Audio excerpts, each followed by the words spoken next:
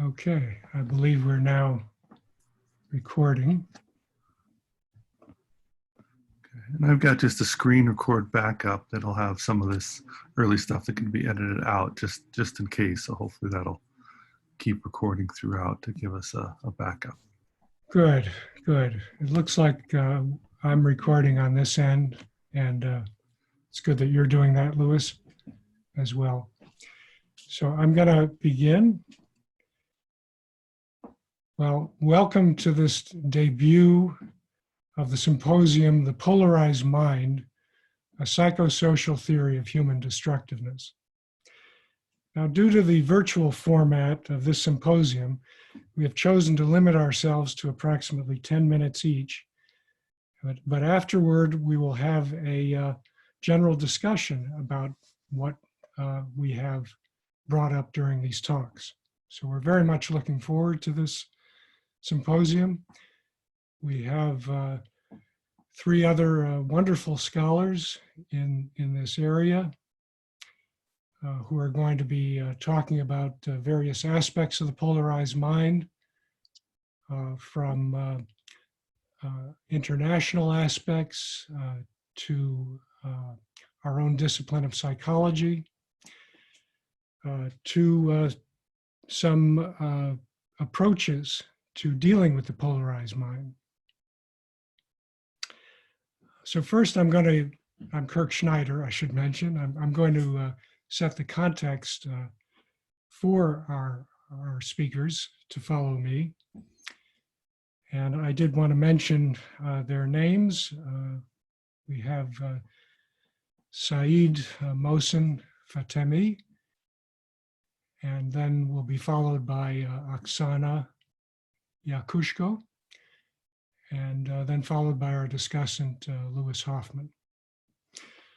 So in my talk for this symposium, The Polarized Mind, Overview and Implications, I'm going to introduce the concept of the polarized mind and look at some ways of addressing it.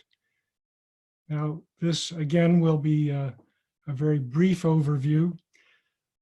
You can find much more elaboration on this talk in my book, The Polarized Mind, Why It's Killing Us and What We Can Do About It. I've also done some articles in this area, one of them co-authored with fellow panelist Mohsen Fatemi. It's in Scientific American, and it's called Today's Biggest Threat, The Polarized Mind. Now, I think we're attempting to move toward, at least this is my view, move toward a more general view, general theory of human destructiveness with this concept of the polarized mind. We've been marshaling more and more evidence in regard to this general theory. Much of it comes from existential psychology and existential depth psychology research. For example, works by Ernest Becker, for example, forms a good deal of the foundation of a lot of this thinking, as well as recent social psychological research, a lot of which can be found in a book called Meaning, Mortality, and Choice by Shavers and Mickelenser, The Social Psychology of Existential Concerns. Okay, so I want to now proceed to an overview of this theory. I define the polarized mind as the fixation on a single point of view to the utter exclusion of competing points of view. Now, this of course lies along a spectrum of intensity, but I would say that most of us, if not all of us, do embody the polarized mind in different contexts, different stages of our life, or in different stages of relationship. The issue is how intense is it, and to what extent it causes destructiveness.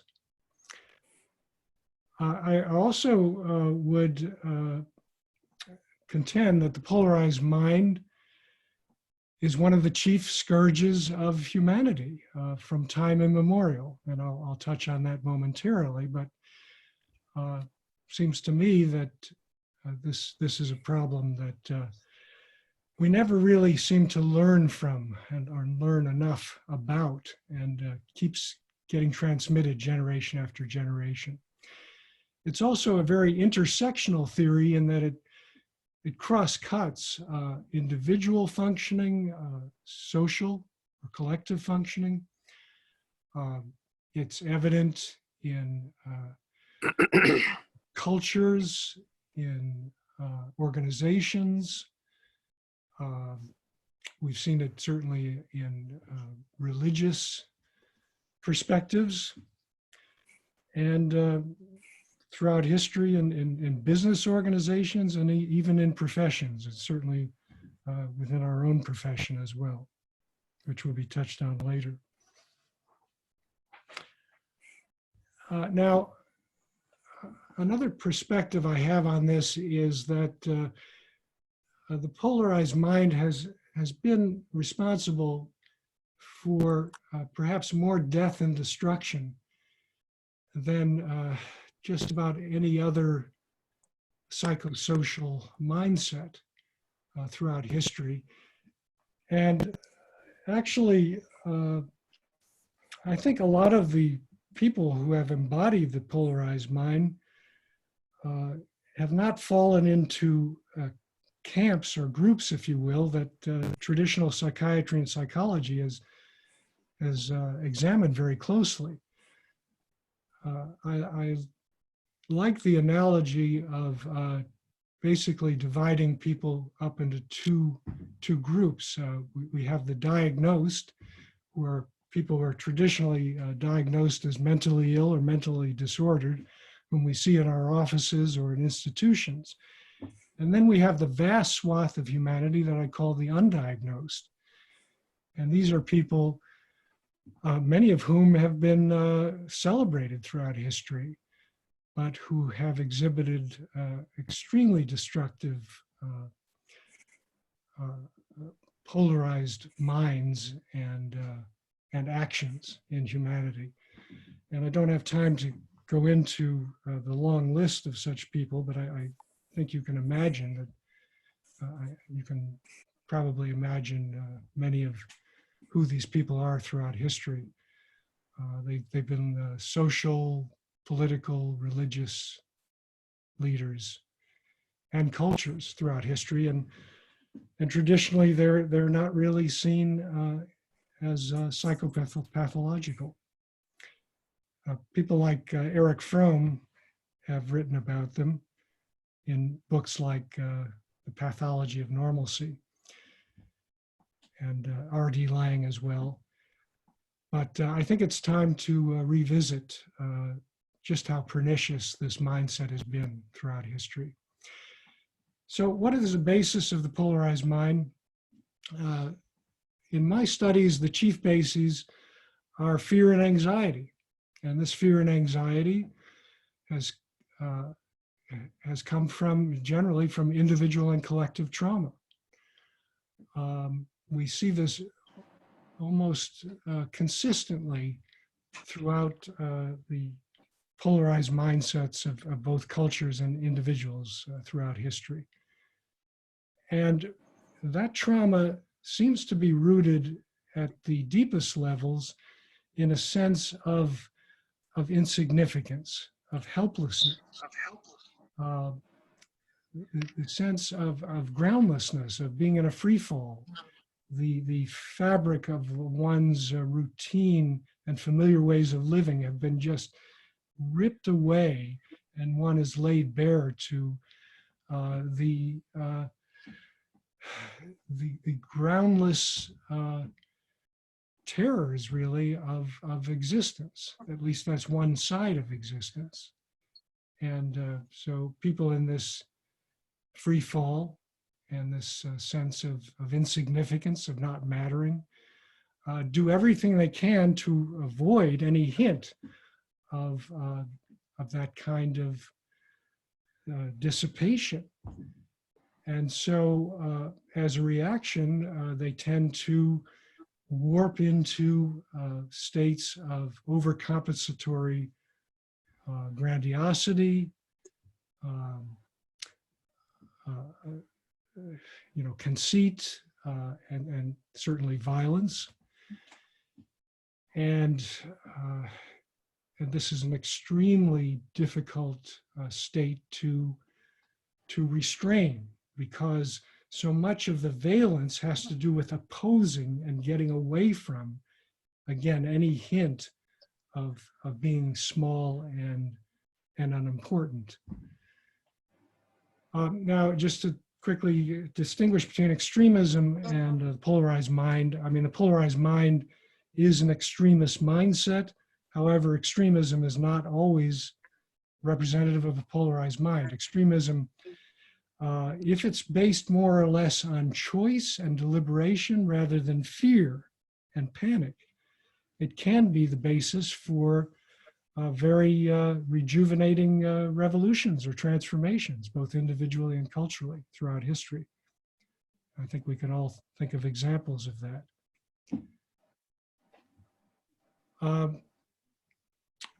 So the many examples of the polarized mind through history,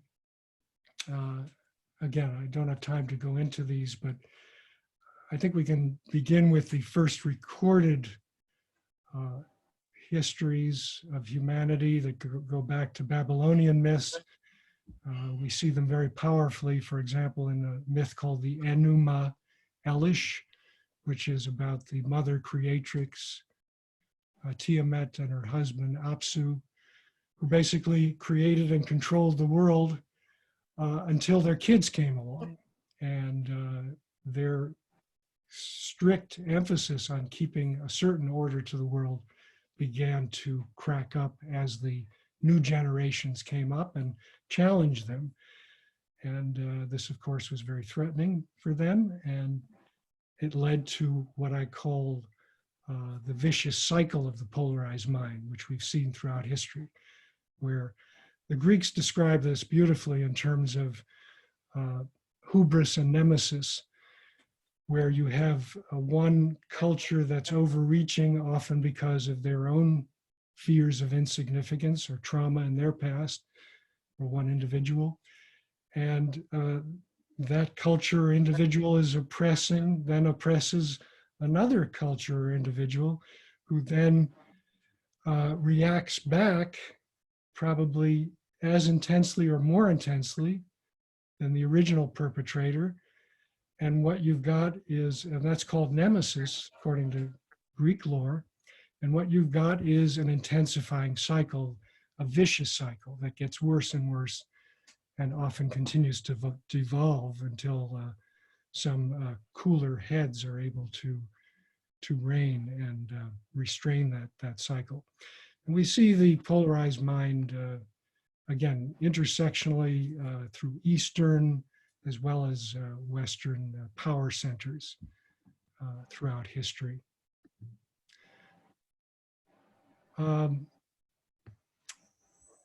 I think I covered this area before, the intersectionality of the polarized mind, the fact that the polarized mind has not been called out nearly enough in terms of that whole swath of people that I call the undiagnosed.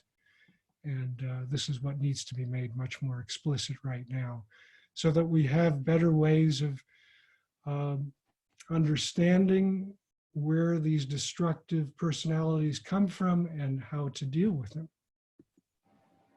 and not get overly caught up in the certain stereotypes about the polarized mind that veer us away from the more troublesome groups throughout history. So now we move on to very briefly some ways of depolarizing the mind. I've been writing about this in particular in my recent book, The Depolarizing of America, a guidebook for social healing. And this is, I would say, much more the exception than the rule throughout history, but there are groups and individuals who have exhibited a depolarized mindset. I would call them non-dogmatic philosophical and spiritual groups throughout history, and individuals who, again, do not base their behavior and experience so much from fear and anxiety, but have ways of working with the fear and anxiety, and base their approach to life much more in terms of a kind of inner freedom and a capacity to choose, because they're not nearly as thrown off by the paradoxes of their lives, of our lives, in which we are very small and fragile at one level, but also capable of great resilience, transcendence, and creativity. So you could probably think of a number of examples throughout history of groups like this. I think one of the archetypal is the Socratic and Platonic forum, the forums of Plato and Socrates in ancient Athens, where much of the focus was on inquiring, on a life inquiry, and an examine life, and the attempt to discover a meaningful path to living, both individually and culturally. When we see this strain also in other spiritual and mystically oriented groups, often that are outgrowths of the great religions of history. Thinking of some of the mystical elements in Christianity, Judaism, Islam, etc. Again, much to discuss here, but not enough time at this point. And just, I'll make my last reflection here is how this antidote to the polarized mind can be understood as awe-based, because it draws from a relatively greater capacity to be present to oneself and to others, and to the otherness in oneself and others, and to the vulnerability in oneself, and therefore allows one a greater inner freedom to range within one's life experience. And this can lead to a sense, a general sense of the humility and wonder, or sense of adventure toward living, which we do see again in many of these rather marginalized groups throughout history that are depolarizing human experience. So that is something that I think can be an extremely important pursuit, cultivating an awe-based consciousness. And I also see this movement of dialogue groups, where people are coming from a place of humility and wonder, or sense of adventure, sense of discovery about each other, can be a very important direction in countering our current extreme divisiveness and polarization in our society and the world. And this is something I've been working on behalf of, both as a participant and a facilitator. Again, more of this in the books. But I want to now quickly turn to our second speaker, Saeed Mohsen Fatemi, and he will be speaking about his own particular perspective, Langerian perspective, on mindfulness in the polarized mind in terms of the international context. So, Mohsen, I will turn it over to you, and I'll also show our reference there for a moment. And why don't you go ahead and begin? Thank you. Thank you so much, Kirk. I enjoyed your presentation, which was rigorous enough to point out the significance of exploring and understanding the polarized mind in our world. I want to begin my presentation with an emphasis on the significance of the polarized mind as one of the chief threats to our psychosocial well-being. According to this Schneiderian concept of polarized mind, depolarizing the polarized mind may be, or can be, or should be one of the chief tasks of our psychological undertaking, our profession, and our responsibility in our world. In my 10-year study at Harvard, doing research and work in studies and teaching on mindfulness with Dr. Ellen Langer, I see a lot of similarities between polarized mind and mindlessness.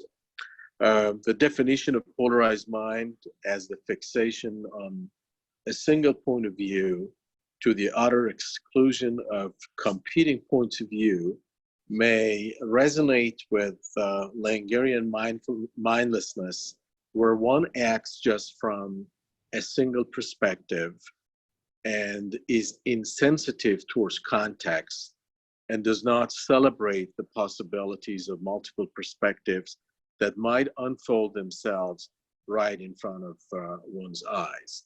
But in this short presentation, I wish we had this in a more elaborate format so I could elucidate and explicate lots of implications. But again, due to the paucity of time, I am just bound by, space and time and everything to limit my talk to some of the main points that I hope the overview of those may give rise to further exploration of the research in a more comprehensive manner. I claim that polarized mind can be of great significance in view of the following points. Number one is that polarized mind is of great significance in terms of explicating the impact of experiential mind. Going back to Seymour Epstein's distinction between rational mind and experiential mind operates by virtue of association of ideas, memories, episodic memories in particular, and also the past-stricken sovereignty of the beliefs and the schemas. And mindlessness also transpires when people are governed by the past. So they have the past overdetermines the present. And because the past overdetermines the present time, they don't have any possibility of looking into options. They don't have any possibility of exploring the beauty of what unfolds itself at this time. Like in trauma, Kirk beautifully pointed out that deep down, polarized mind, we would have anxiety, fear, exasperation, anger, disappointment, and all of them operating in a fundamentally drastic manner. When people are stricken by trauma, when they are going to be connected to the present time, they are pulled out from the present moment to the past, as if they don't have any distinction between the past and the present time. And as a result of that, as soon as they want to have, for example, a cup of tea, or they want to grab an apple, they can't focus on what it is that is happening right now.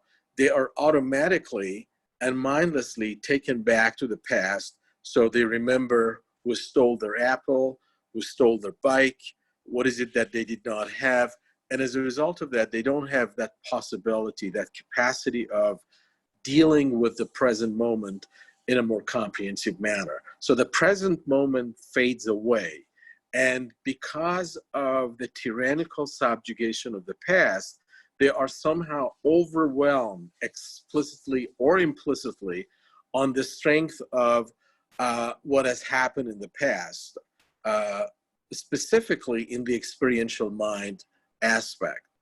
So there is a book that is going to be published by Cambridge Press on the psychology of inner peace, heartfulness, and it's going to be out within the next few months or so. I have argued, based on Polarized Mind and Mindlessness, that deep down, war, atrocity, bellicosity, hatred, and all these kind of things that we can see in our world, in a conflict-stricken world, there could be really several elements, including the experiential mind rife with polarization and mindlessness, anxiety, fear, and emotional disturbances. So I have substantiated that deep down, any conflict, any war, any pandemonium, there is a problem in an intrapersonal level. And I have seen this in my clients too, in my practice, dealing with a lot of people who have had anxieties and fears and phobias, depression. I have somehow corroborated, based on at least my empirical observation and research, that deep down, all these forms of anxieties and emotional disturbances and emotional paralysis and emotional abduction, you could see the traits and traces of deep down seated form of anxiety that operates from a mindless automatic manner. Now, when you apply this in a macro level, you could see that in international negotiations, in the conflicts that we have right now, lots of flagrant and blatant examples in our world, in organizations, in institutions, in family life, in personal relationship, all of them, you could see that this polarization operates at the top of the list. So it is characterized through the following features. People suffering from this polarization are not going to be looking into what is going on right now. They are motivated, and they are taken back to what they recall, remember, and automatically, taken back to because of their episodic memory. And as a result of that, their amygdala, their limbic system, is overactive. The prefrontal cortex of the brain, does not operate. The ventrolateral prefrontal cortex is not operating, physiologically speaking. And also, they don't have the possibility of experiencing a choice-oriented option. Phenomenologically, they are taken by this emotional abduction. So the beauty of the polarized mind is that it shows us how our preoccupation with even materialism, utilitarianism, ethnocentrism, classism, racism, and different forms of tyrannical subjugations and different forms of, ethnicities and, types of, extremism are deep-rooted in our automatically driven mind. When we are mindless and we are stuck by a polarized mind approach towards the world, we're not listening. We are not having that sense of attunement, that sense of empathy, and we won't be able to live phenomenologically in, people around us, in their world, in the possibility of experiencing what is it that they say. So lots of cultural gaps, lots of problems in grammar of understanding, according to Wittgenstein, might happen. And as a result of that, our, mindlessness may facilitate the process of getting away from that sense of compassion, that sense of love, which would be the opposite, or somehow the panacea for the polarized mind. I have argued that if you look at case studies, or if you look at the macro elements in a political, social, cultural framework, you could see that within people who are somehow fraught and suffering from the polarized mind mentality, they are of connection from an emotional. So their emotional sort of bondage, their emotional attunement is missing. Their sensitivity, the responsiveness, their emotional availability are missing in a lot of areas. So it goes back from a psychodynamic or psychoanalytical perspective, if you want to put it that way, to or attachment style of John Bowlby and Peter Fonagy, etc., to lots of mishaps that they have experienced and they have not been able to recover, and still they are living in that sense of gap or sense of mishap and sense of calamity. Justice doesn't make sense. Oppression makes a lot of sense, because that automaticity, that automatic behavior pulls them away from that sense of experiential, experience of the present moment. Whereas mindfulness allows people to put away judgmental attitudes, to experience that sense of connectedness, to experience that sense of focusing on common points of view instead of polarized minds that focus on differences.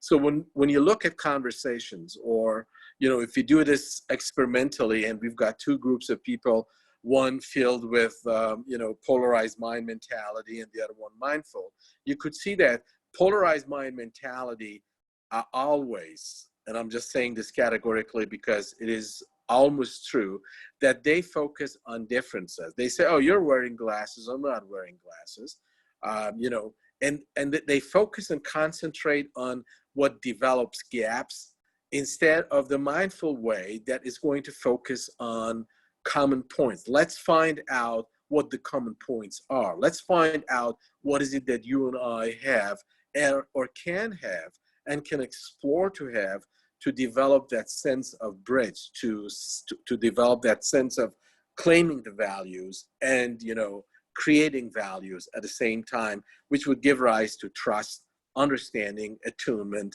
empathy, and a comprehensive understanding of the worldview. Again, this is just a preamble of what I wanted to say, but I wanted to also mention, and I'm sure we don't have time, that in a deeper level, I have argued, and I hope that I can get this into writing and publish this in a critical manner of lots of perspective that we have, that polarized mind's capacity has the sort of capacity to go beyond what we have right now in psychotherapy as the mainstream psychological perspective, because it has a fundamental viewpoint on human beings, and it goes away from a reductionist approach. One of the beauties of the polarized mind mentality is that it goes beyond that sense of reductionism. And I see that Kirk's nonverbal communication tells me that, hey, don't talk about polarized mind and get yourself right now in a polarized mentality. Other people need to talk. So I just suffice this, and I hope that we'll have a chance, hopefully after this pandemic, to delve into this with lots of implications. Thank you so much for listening. Thank you so much, Mohsen. Deeply appreciated. And look forward to our discussion. So our next speaker, who I actually am able to make a host, I didn't realize. So I think, Oksana, I will be able to make you a host, and you can use your slides. I hope that's workable.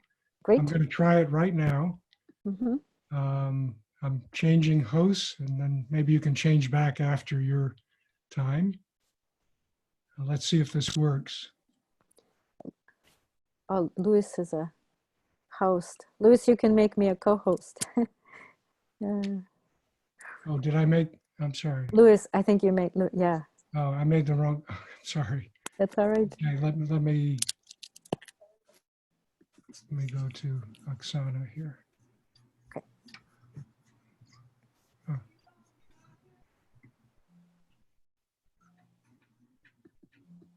So, oh, here, yeah, You're the I best. am. Okay. Yeah, Thank you. well, hello, everybody. I am going to present probably, it seems to me a different perspective. In my view, what I try to write about is precisely kind of polarization that's been encouraged in sciences, in our discipline of psychology. And I'm going to start with eugenics, and I'm going to try to end with what is called positive psychology. So I'm screen sharing right now, and I'm starting slideshow from the start. I am going to really rapidly move through these slides to show images and quotes, because I want us to begin to think about ways that this kind of, if we call it polarization, has been scientifically embedded in the view of what it means to be human beings. Those who study, for example, scientific racism, scientific sexism will recognize the Enlightenment science ideas and ideologies that were also embedded in things like Darwin's evolutionary theory, in which he very openly hypothesized and theorized that certain groups, specifically Nordic British men, have superior intelligence and superior personality, specifically around their emotionality, self-control, and that others do not, such as women, children, and savage races. So they were non-Nordic races. And his books, and this is from Descent of Men in relation to sex, are filled with such quotes in terms of who gets to survive and who gets to die. So survival of the happiest is discussed. Eugenics was an outflow openly supported by Darwin. And in it, Sir Francis Galton, the founder of eugenics, of course, proposed that there certain people are born hereditary genius. These are Nordic people, and they are only not marked by their intelligence, but also by their emotional stability. So, for example, in his wide travels, he proposed that indigenous peoples were morose and melancholy and were not intelligent enough to be taught good survival skills by the Spaniards. Eugenics was, to remind you, science. It's just all scientific. It's filled, it's a foundation of statistics and so forth. But it was to speed up the evolution. And so the good races survive and the others one die out. According to Galton, it is a science that is both needed to get rid of unwanted quality racist groups, but also unwanted characteristics in human beings that are fit. So, for example, you have positive eugenics of helping people getting rid of their emotionality and so forth.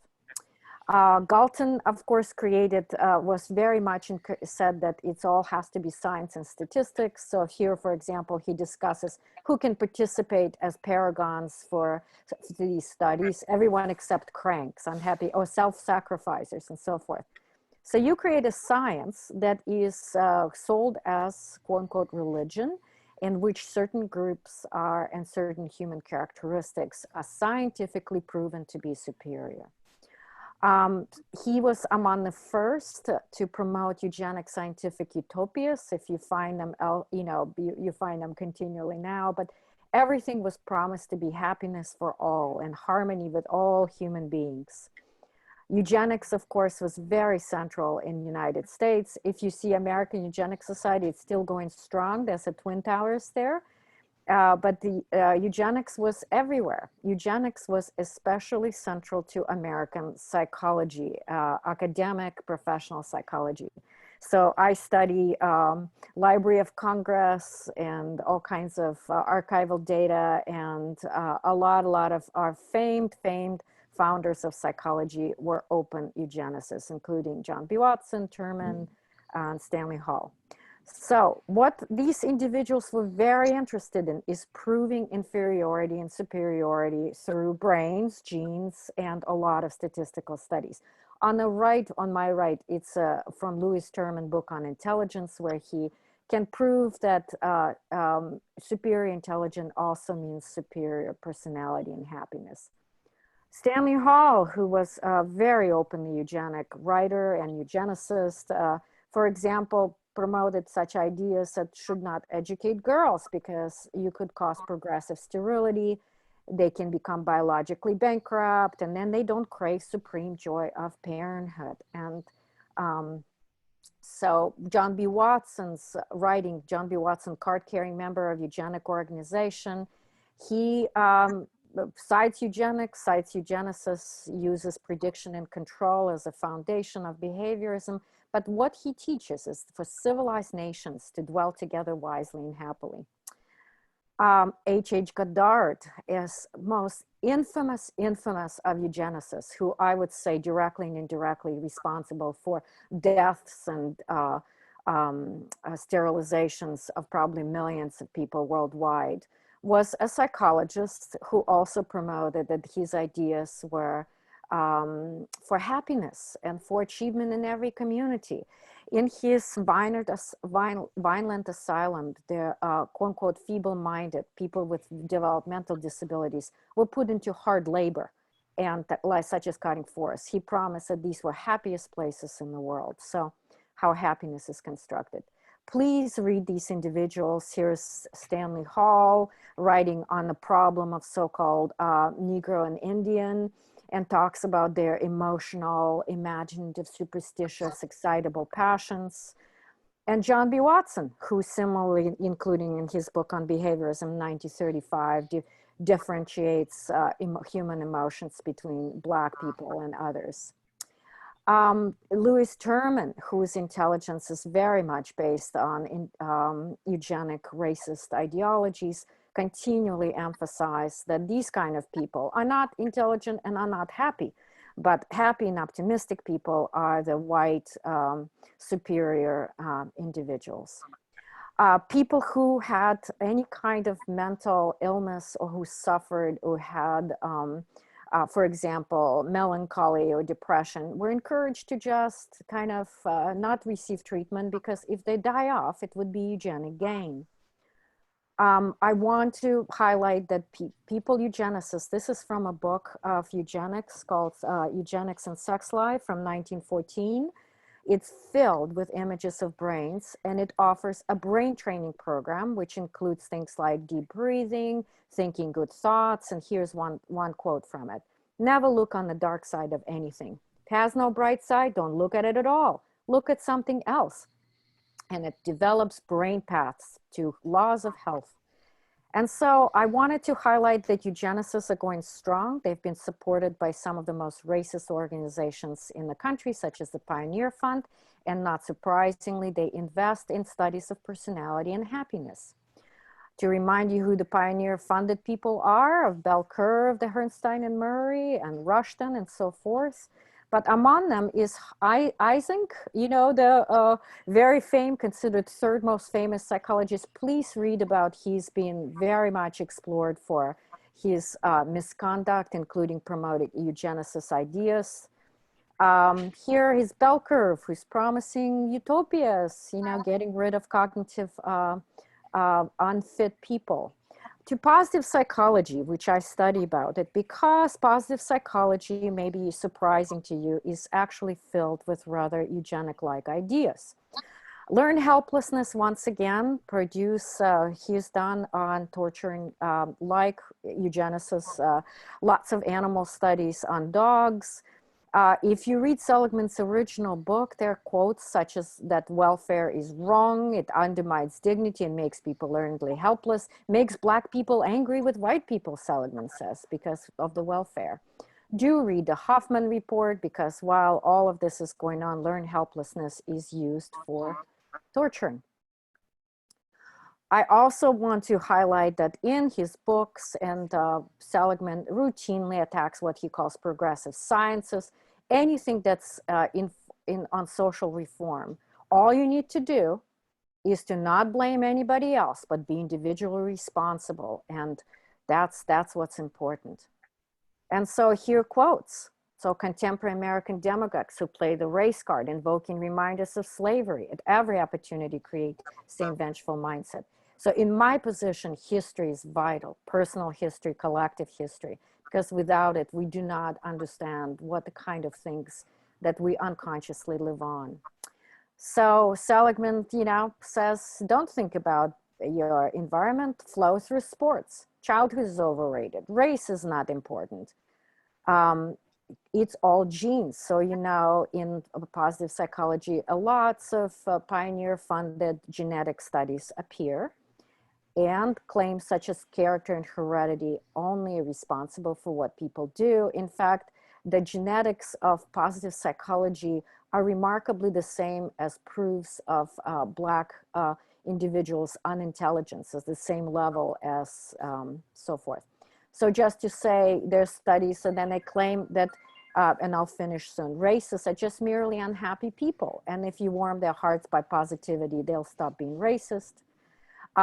White supremacy websites dedicated to such things as race realism, as scientific racism, really focus on the science of happiness.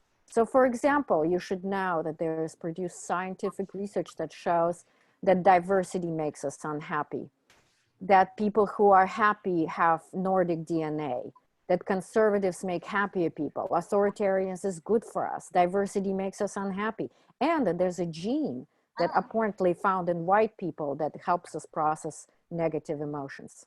I encourage us to decolonize. If you've never read Frantz Fanon, these are not happy books. They are books filled with call to action. In it, he calls out shameful sciences of genetics and inferiority of Black people. I also encourage you to reread Simone de Beauvoir's Second Sex in 1949, which she discusses why do we measure happiness? And yeah, housekeeper is happier than the working woman. Therefore, what? It's her life. It should be classified as a happy life. I encourage you to read Chesterton's Eugenics and Other Evil, where he discusses being tyrannized by eugenicists as a happy holiday in the land of nonsense. There are people who study science of happiness, such as Cabanas, who says it is a new moral regime through discourse of sciences. And then there are journalists such as Chris Hedges in Empire of Illusion, who takes on positive psychological ideologies in terms of that we need to look at nothing, complain about nothing, because here in the land of happy thoughts, we're all happy. I will end with People's History of the United States quote. If you read that book, and I encourage us to reread it, especially today, he highlights that after abolition of slavery, Black people were routinely told to be happy, that they are now not enslaved, they should be happy working the fields. And here's a quote from young African-American teacher at the end of 1800s, where he said, rise, be discontented, be dissatisfied, be as restless as tempestuous billows and the boundless sea. Let your discontent break mountain high against the wall of prejudice and swamp it to the very foundation. So with that, I want to invite us to look in how our field has been actively promoting scientifically, supposedly empirically based polarization of human groups, human emotions, and also really sanitizing our histories and our sciences without looking at what was done in the name of these sciences. Thank you, and I'll stop here.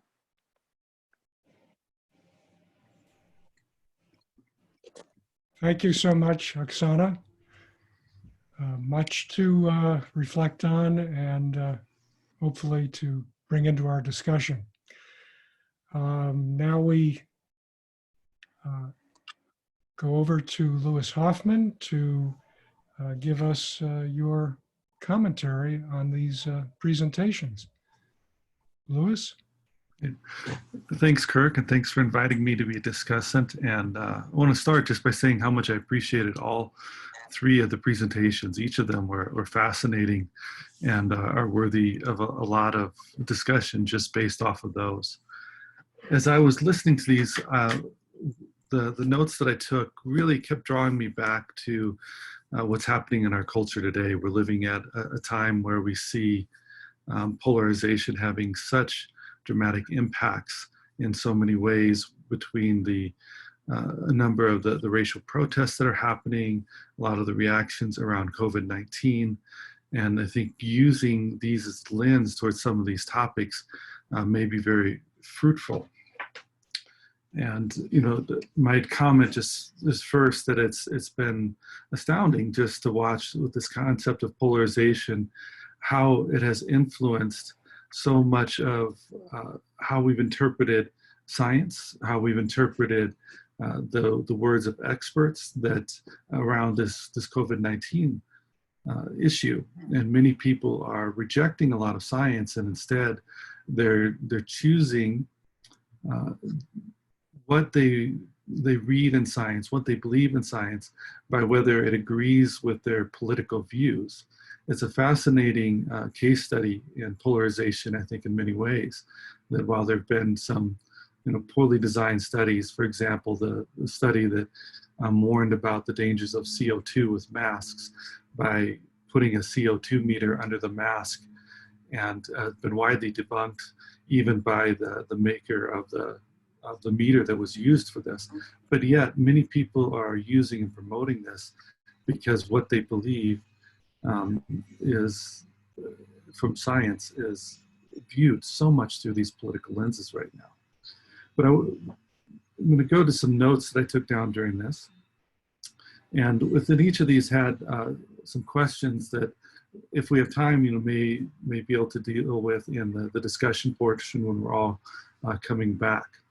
But one of the things, Kirk, in listening to you that really came to mind is, how do conversations on depolarization fit with the protests and the demonstrations? And I think this is really an important issue for us to keep considering. And it's very relevant, I think, in part to your distinguishing between the extreme voices. And I think that's so critical. And I'm glad that right in the beginning of your book, The Polarized Mind, you talk about that differentiation, which I think is very important. But in some of what I see, I think people are still misunderstanding some of this distinction here. And I think it's important for us to go to. In my own mind, I think we need different types of conversations. And the conversations that, for example, in your experiential democracy process that you talk about in a number of your books, including particularly in The Depolarizing of America, your latest book, I think are critical. I also think that they work more effectively sometimes in conjunction with other types of conversations. For example, it may at times take things like the demonstrations, the protests, some more radical voicing of perspectives to recognize the need for the conversation. And so we may need some more confrontative voices that start, some more confrontative approaches to conversations to set the stage for the depolarizing conversations.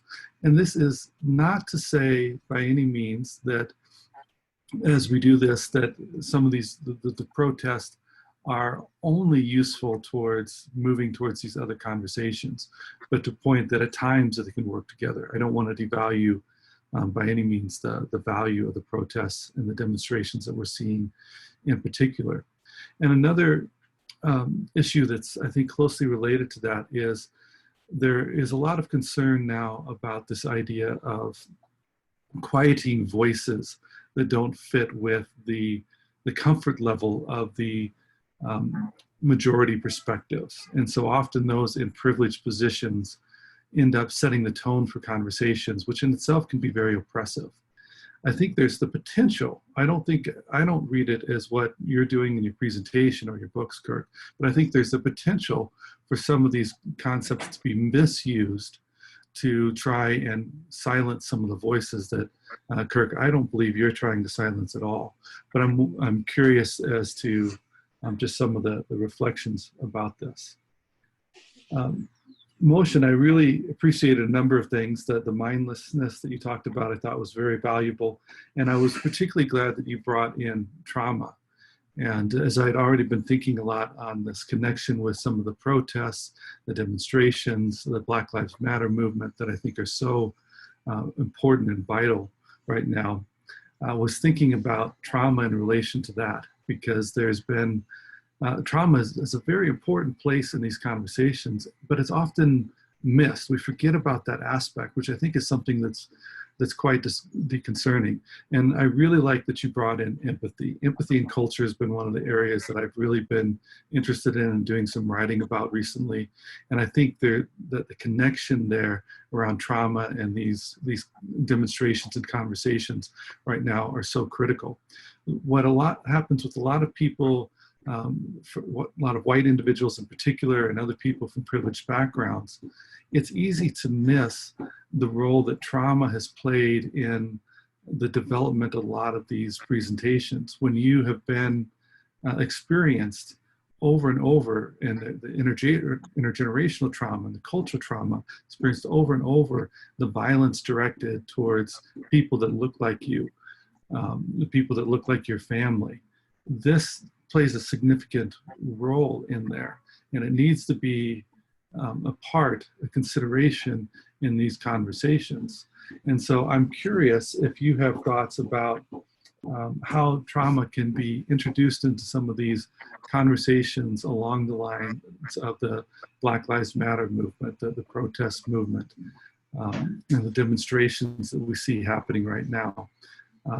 What we see often is the re-traumatization occurring as these protests are happening, and we see these very violent means of oppressing these voices that are really calling to be heard. It brings us back to that, really important quote from Martin Luther King that a lot of white people in particular kind of want to ignore, that right is the language of the unheard.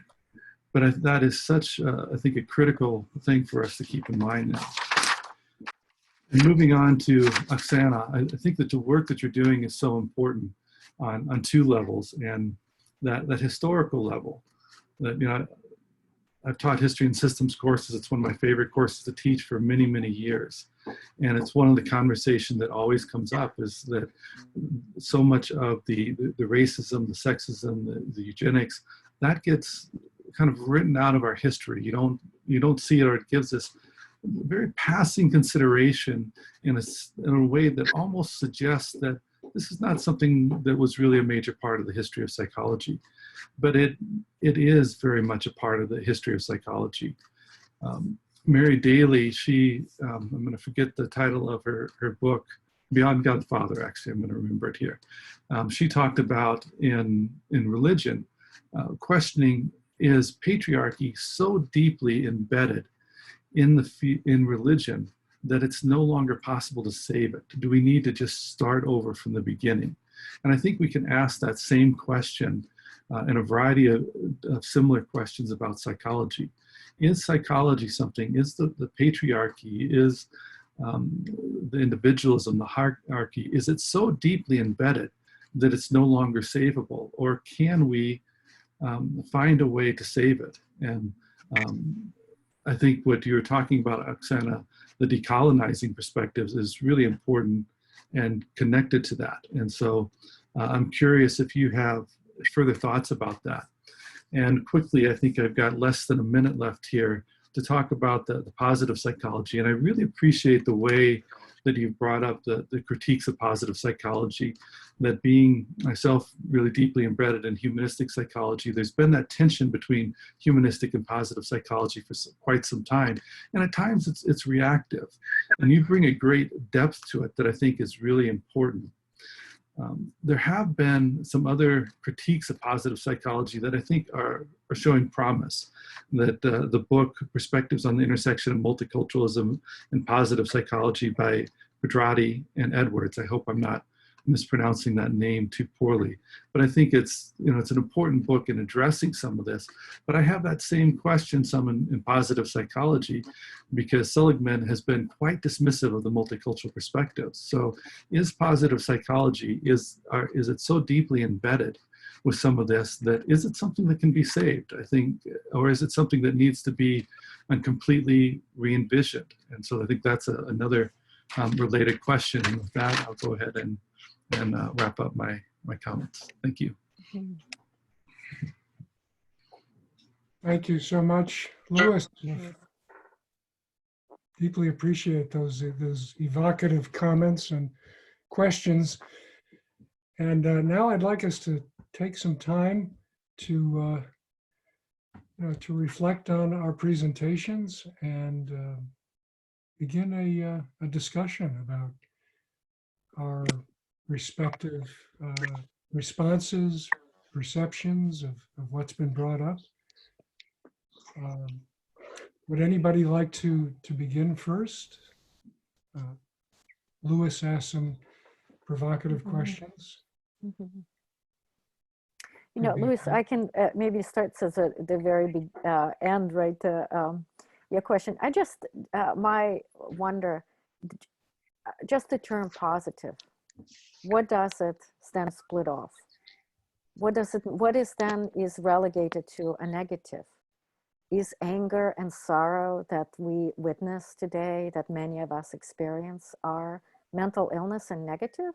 You know, so what is it's, I think, is it not then by, and the book you mentioned, the trouble I have, and I read that book, manifold, but for example, they continually repeat that their perspective is, quote, culture free. You know, nowadays when we read anti-racist literature and someone says, I am race free, I'm colorblind, that's just a classic definition of a racist view. So what does it mean to have a culture-free psychology that comes out of the West? I have real trouble with that assumption.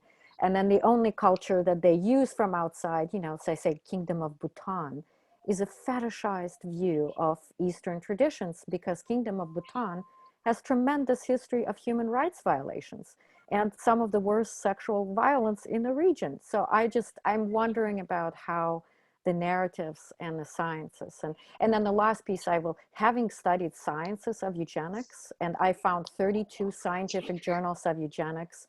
I think I'm actually quite careful with, I think science, like religion, like politics, is a production of human beings that are embedded in cultural context. No science is neutral or value free. And I feel especially science of human social differences. And so to me, I want us to really, part of the decolonization that Fanon talked about is that we have to be very, very careful about what science assumptions are behind any kind of scientific rhetoric around human beings. And so I'll stop there. I would just comment quick that in the Pedrotti and Edwards books, that some of the chapters were really critical of the culturally perspective that Seligman was advocating, and they really pointed out that the foundations of positive psychology assumed that. But there's a great quote from Dan Hokoy that I just wanted to read that fits well with what you're saying there. Dan Hokoy stated, the culture blind therapist can engage in malpractice by unwittingly serving as an agent of assimilation, implicitly imposing Euro-American cultural norms on their clients. And I think that's, we talk a lot about the color blind, but I think that culture blind that is also critical. So I really appreciate you bringing that up. Yeah, thank you. Yeah, I just wanted to add a few thoughts about positive psychology and, the questions you're bringing up, Oksana, about our vision of, of a flourishing society or a flourishing humanity. I think this is a core question for us to explore. What do we mean by the vital life, let's say? And does the vital life cut out the tragic dimension?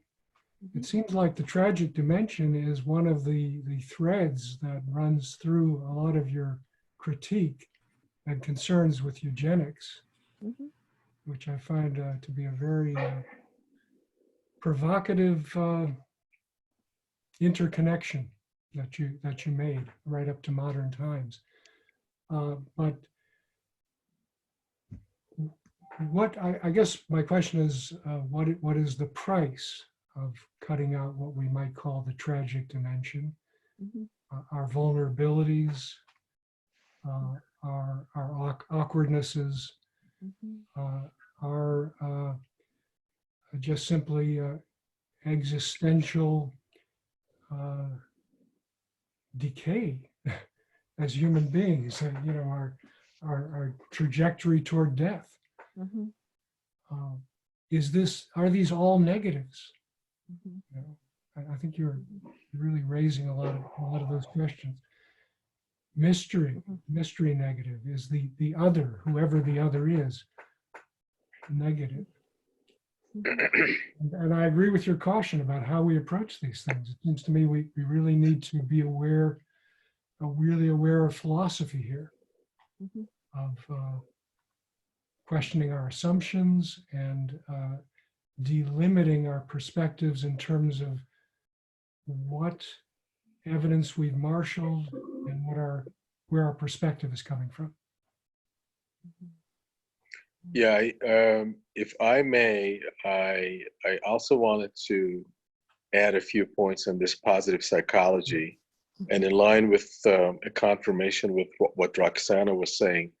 I have argued in two books of mine, one critical mindfulness and the other one on the phenomenology of mindfulness, that psychology has, specifically mainstream psychology, including positive psychology, has mainly come from the perspective of the observer and not from the perspective of the actor.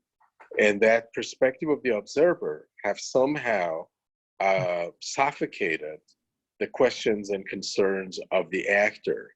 And I have examples, you know, from Seligman and others, you know, demonstrating that this inattention towards the reality of the actor, both in intercultural perspective or even in clinical perspective, like Seligman himself, in one of his books on clinical psychology, brings the story of a Black man, age 96, who is freed from a hospital and a prison.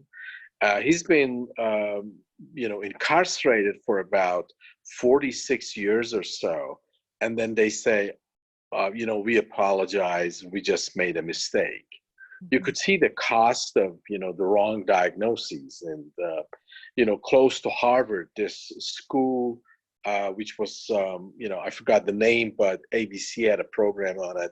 And they had this eugenics kind of concept promoted for, you know, years after years. And, you know, they had interviews with people like, you know, 68, 71, and they just said, you know, we were labeled as morons. And as a result of that, they did not have the option. You could see tears and, you know, anguish and suffering and all this complexion or something. So I would advocate what you're saying, and I think that it needs to be taken into consideration. Back to Louis' you know, remarkably interesting comments and points on mindfulness and mindlessness and trauma. I want to add that, you know, in dealing with trauma, one of the essential components is to face up with the content, the essence and the substance of, you know, trauma. And that's why, you know, Faulkner said, the past is never dead, you know, it never dies. So neglecting and ignoring, you know, the suffering, the encumbrances, the problems, the perplexities of the people in the past are going to intensify and exasperate. It's like you're not listening to what they say, and lack of empathy would give rise to more oppression, more problems. And that's what we can see in this world today, that people see, you know, ignored, neglected, you know, and all these condescending behaviors are going to put them down more and more. And as a result of that, they would come like a rebound theory and a Freudian concept with more, you know, exasperation and frustration. But in the meantime, you know, Martin Luther King has got a beautiful quote: shallow understanding from the people of goodwill is more frustrating than the absolute misunderstanding from the people of ill will. So trauma needs to be well understood, and that perceptiveness, that sense of sagacity, that sense of erudition, that sense of perspicacity, and a great in-depth, rigorous, recondite analysis of what this person is all about in terms of context would be of great significance, because when we are mindless, we often pay no attention towards that context. We only suffice the perfunctory components. And as a result of that, lots of things are concealed to oblivion. And contextual factors, whether in social, political, cultural factors, or, even, historic factors, need to be taken into account to develop a conversation that might, help people overcome that sense of desperation and helplessness. Yeah, I really appreciate what you're saying about contextual factors, Mohsen. And it reminds me of Louis's perceptive comment and question about whether dialogue groups could play an overly moderating role, or let's say perhaps even a suppressing sort of role in terms of how people need to be heard at times. And so this brings up the context of the protests that are flaring up right now.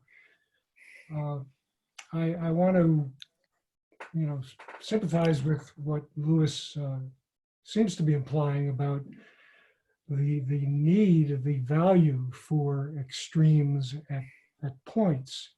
The question again is the context of the extremes. So in a number of the protests, it seems to me, we're talking about people who are attempting, who have been long suppressed and are attempting to give voice and visibility to their pain, to their outrage, to their humanity, and this needs to be brought out in a very vivid way. Now, I think the issue hinges on the extent to which this crosses over into, a very fixated mindset. And that's where we have the question about the polarized mind. So maybe there's a kind of a developmental aspect to this, where there's times when people aren't ready for conversations. There's got to be expressiveness. But it seems to me in the long run, if we are going to sustain ourselves and actually thrive as human beings together, survive even, we're going to have to talk to each other. We're going to have to face each other. We're going to have to be more fully present with our whole bodily experience, not just our heads, with each other, and really deeply get to know more about where we're coming from, our context. Be more mindful, as you said, Mohsen, in a whole-bodied way, because otherwise, I think the tendency is to devolve into flame throwing, and that process happens very quickly. We can very quickly devolve into, throwing these flames at each other, and that just adds to more inflammation. It adds eventually to explosion. So that's a place where I think we need to be careful about where the genuine need for protest and giving voice to our humanity, our dignity, and those who have been repressed, oppressed in those ways, to the crossover of some kind of dogmatic or authoritarian position. I wonder if there's more thoughts about that or other things that have been brought up. I might have a slightly different word just for me. You said developmental. I might put contextual there to not. I think too often the protests and the more radical perspectives are viewed unfairly negatively or lesser than, and I think that's not not always the case. There's some, I think, extreme sophistication and thoughtfulness in the way some of these are created, even when they're much more radical. And at times more radical than what I'm comfortable with, but yet I still want to support their place and the appropriateness of those. I tend to believe that the deeper change happens when we get to those types of conversations where we can hear across our differences. One place where there's always kind of a struggle at times is I think it's important that in doing that, it's not forcing people who are hurt and wounded and who are advocating to communicate in a way that's more comfortable for someone like me as a white male who's in a privileged position. I take your point.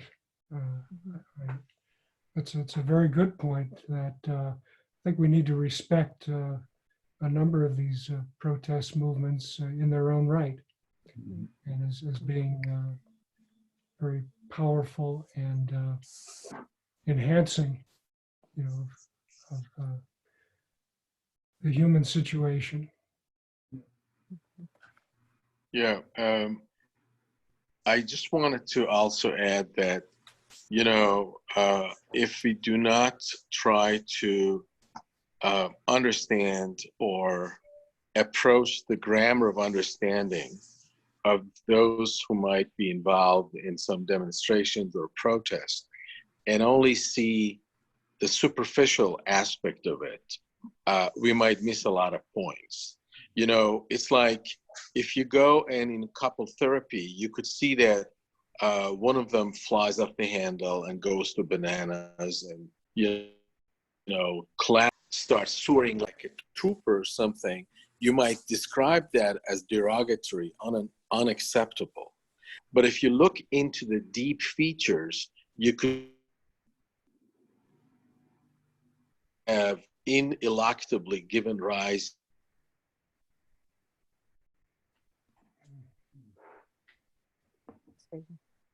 Oh, sorry, you've frozen.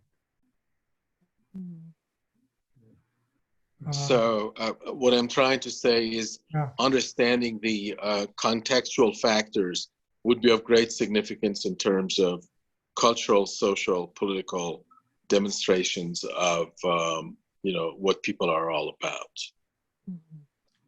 Yeah. And sorry, and that's why I argue that deep down, any form of Taliban or ISIS or all forms of extremism, there are no sort of substantiation or corroboration of arguments.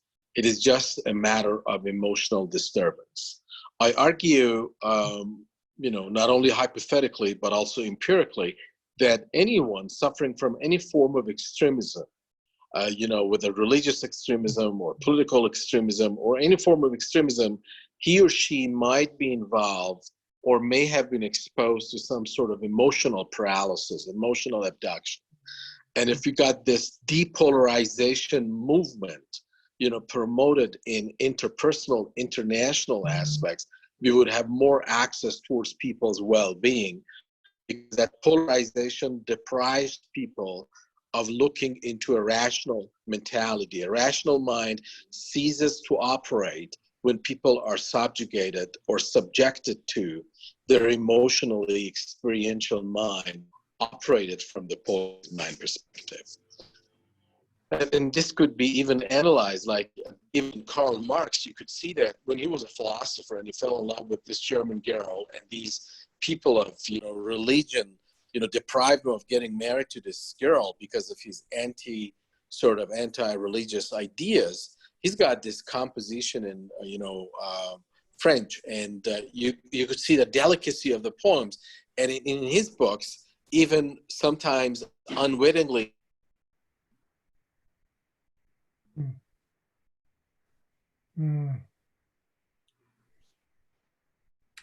Well, this is another a lot of things. So you could see those examples, that demonstrate that experiential mode. Yes, thank you. Unfortunately, you were fading in and out a bit, but I think we caught the gist. Yeah, my battery is just getting low, so that's Oh, why I it see. just gets pathologized. Well, but just quickly, what you brought to my mind was this extremely important dialectic or tension between being fear-driven and being more or less choice-driven. You know, and how do we determine, how do we discern this? It seems very important that we look into our own souls for this question. Yeah. But I mean, I think what we see, you know, revolutionary movements turn quite bitter when or move in a quite bitter direction when the impetus is basically fear and panic about what they oppose. And I'm thinking of something like the French Revolution. That might be an archetypal example of the people, you know, righteously opposing the hierarchy, but being so driven by the panic and fear of being turned into, you know, the oppressed, you know, servant of that hierarchy, that they then turned it totally on its head and attempted to basically decimate the hierarchy in the same ways that they've been decimated. So how do we avoid these extreme swings is part of my question through history. If I may add, I may, you know, hold this very, very differently perspective, because I'm thinking about this example, for example, and being used with French Revolution, while the British write about being very placid, very happy society, and at the same time they're colonizing and they are enslaving and they are oppressing people in profoundly violent ways. And, you know, while at the same time they're writing happy poetry and so forth. So I sometimes tell my students, go to Tolerance Museum. So I work with a Holocaust museum, and look who is happy. Look who seems satisfied and happy in pictures, and who is presented as angry and discontented and emotionally uncontained. And I feel like it's a matter of perspective, it's a matter of context. And are not the people who are traumatized by profound imperialism, colonialism, who are reduced to non-human status, have a really right need to feel all kinds of emotions of anger and sorrow. And I, on the other hand, think it is a form of mental illness to live happy life when other people suffer. And so I think to claim oneself as a placid, happy, content person while looking away from profound suffering of others is, to me, why is that not a mental illness? So it just, to my mind, it's a matter of perspective. You know, I just wonder about how we, you know, where the polarization is, to me, is the happy people who do not feel shame or guilt and looking away. That to me is a lot more problematic than people who are trying to use their discontented voices and emotions and even violence to stand up and say no more. So that's my, you know, my thought. I think you make a good point, and probably the greatest oppressors in history have been the cheerful robots. They have been cheerful, yeah. Yeah, for a while, they're trying to get so far away from the sense of insignificance that they build themselves up as these, you know, fantastic creatures who have no fears or concerns in the world. Yeah, They can be the most dangerous people. Yeah. If I may add just some punchlines, since my battery's going really down. I think going back to what Kirk was pointing out, we can see this dramatic taxonomy focusing on the conceptualization of happiness and glory, etc., that comes from a sort of imposing perspective that you need to be happy based on the following features. And if you're not happy, you're going to be excluded from the circle of, well-being, etc. Whereas in understanding the process of depolarization, you could ontologically and epistemologically expand the horizons of looking into human features and human phenomena. Pain could be, as Viktor Frankl was talking about, tragic optimism, an essential component of life. And this avoidance approach may be perceptible and tangible, even in a lot of scholarly endeavors that we want to, avoid. And this pandemic has demonstrated that the more avoidance you have, the more entanglements you're going to have. Yeah, I would just add, I think one-dimensionality is something to really watch out for. Whenever a people or a person becomes, again, one track, one way, monocultural, that's a powerful sign. Yeah. Watch out for. I just like, first, Oksana, I think what you said there was so very important. It was some of what I was trying to get at, but you said it much, much better. And I think it's so much, I think it's one of the voices, one of the messages of white supremacism often is that everyone should just be happy and content and not upset. But that idea empowers white supremacism. That idea empowers patriarchy in such profound ways that is so often missed with this, and it is still part of the conversation that we hear all the time. That we hear the voices of coming from white privilege trying to dictate how people are supposed to protest, but then each way they protest, we say, no, not that way. No, not that way. It's trying to set the conversation so it's a way that puts the people in power more comfortable, and that. I think that's really problematic, and I think that still can fit with the experimental democracy and the depolarization. We've got to honor that, and Kirk, just from having watched your work and demonstrations for years, I'm quite aware that you often bring out the empower the passionate, extreme, the radical voices in there, and bring it into a conversation setting. So. I think it's really important to look at how those aspects fit together, and it's not an easy question, and I think it's something that we're constantly learning on. That's part of the cultural humility piece of this, is that we've got to constantly learning and evolving the types of conversations that we are involved in, and make sure that willing to push our comfort zone, have the uncomfortable conversations.